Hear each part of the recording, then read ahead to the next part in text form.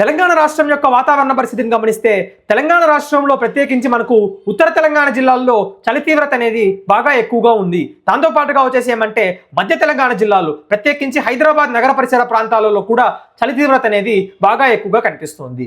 కొన్ని ప్రాంతాలు ప్రత్యేకించి మనకు హైదరాబాద్ నగర శివారు ప్రాంతాలైన మనకు లింగంపల్లి కావచ్చు, లేకపోతే మనకు శంషాబాద్ కావచ్చు, ఇలాంటి ప్రాంతాలలో చలి తీవ్రత